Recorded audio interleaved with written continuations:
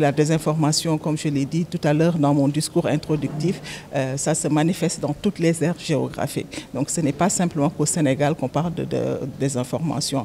Et nous avons voulu, en tant que centre de recherche spécialisé sur cette thématique, de vraiment apporter notre contribution dans cette lutte commune de tous les acteurs qui sont engagés autour de ce phénomène aux impacts néfastes. Les médias sont au cœur de cette question, puisque c'est les médias qui construisent l'information. Donc c'est une responsabilité parce que tout le monde connaît l'arbitraire qu'il y a dans la production même de l'information. Donc c'est important qu'ils puissent être sûrs de l'information qu'ils sont en train de diffuser. D'abord par la vérification, et aujourd'hui on a beaucoup de techniques de vérification des faits.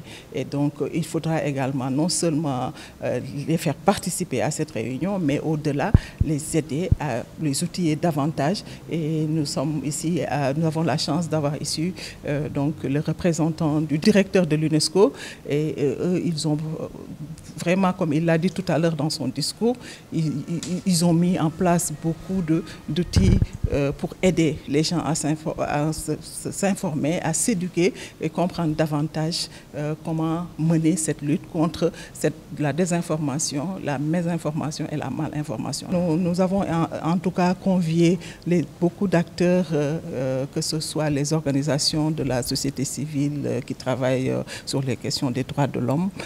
On a également des experts des questions électorales. Nous avons beaucoup de panels et nous pensons qu'au sortir de cette journée de réflexion, nous aurons des conclusions pour vraiment proposer des recommandations concrètes, parce que les gens en général au niveau des ateliers ils parlent, mais on n'a pas de recommandations concrètes et applicables.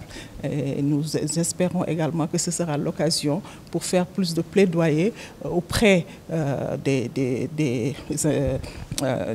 auprès des institutions et du gouvernement, qui est déjà sensibilisé, plus que sensibilisé d'ailleurs sur ces questions. La présence de M. Dieng, représentant de Maître Bocar Thiam, ministre de la Communication, des Télécommunications et de l'économie numérique en témoigne. Et donc, mais quand même, c'est notre rôle en tant que centre de recherche, en tant qu'organisation de la société civile, de faire ce plaidoyer pour qu'il y ait une plus grande prise en conscience sur cette question de désinformation. En termes de mécanismes, nous avons déjà évalué, nous avons déjà apprécié les enjeux et défis liés à la désinformation. Ensuite, nous avons travaillé sur un cadre juridique, en tout cas renforcer notre cadre juridique pour faire en sorte que cette désinformation-là ne puisse pas être propagée et ne puisse pas impacter sur le fonctionnement des médias. Nous en profitons également pour remercier l'UNESCO, parce que nous avons beaucoup travaillé sur la question de la désinformation. Tout à l'heure, vous lui avez parlé de la loi sur l'accès à l'information. C'est là où effectivement l'UNESCO a fait un travail extraordinaire, aux côtés du ministère bien sûr, pour nous permettre d'appréhender cette question.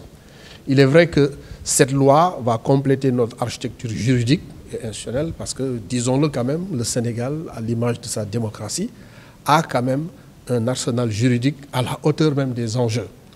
Nous avons beaucoup de textes, mais c'est comme elle a dit, parfois c'est l'application qui pose problème.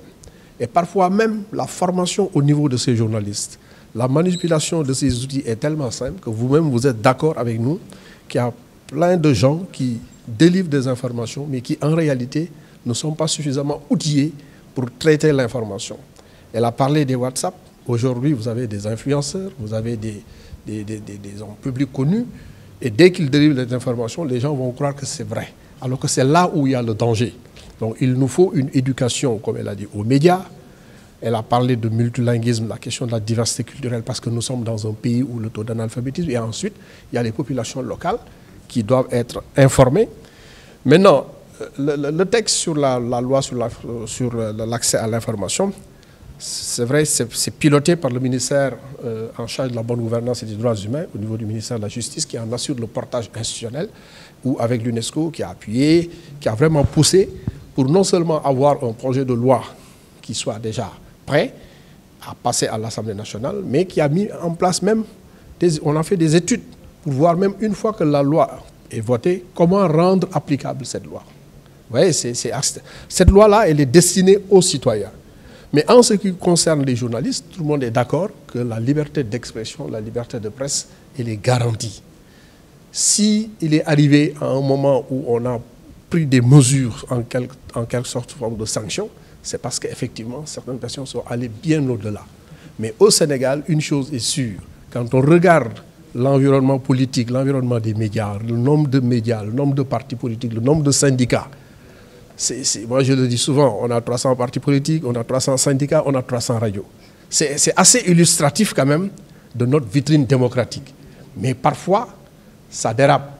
Et effectivement, les dangers sont énormes parce qu'on a vécu des moments extrêmement difficiles et nous espérons que ce soit une parenthèse. C'est la raison pour laquelle nous remercions également le Centre d'éducation aux médias pour la démocratie et le multilinguisme pour avoir initié ce genre de rencontre parce que ce n'est jamais assez.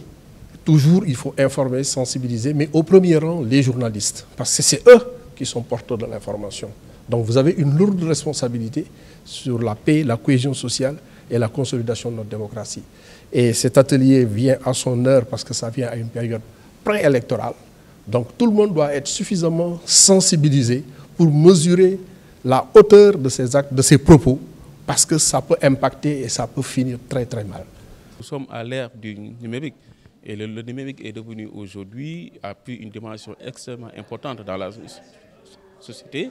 Et donc la démocratie également, soit en fait l'ère de la digitalisation peut parfois constituer une menace, je suis d'accord, à la stabilité, à la paix sociale, à la stabilité des institutions, à la cohésion sociale entre autres. Mais aussi reconnaissons que c'est l'ère de la démocratisation de la parole publique. Donc ça donne à tout citoyen sénégalais la possibilité de participer au débat public comme n'importe qui. La République, c'est la chose commune, c'est l'affaire de tout le monde. Ce n'est pas l'affaire des élites, entre autres.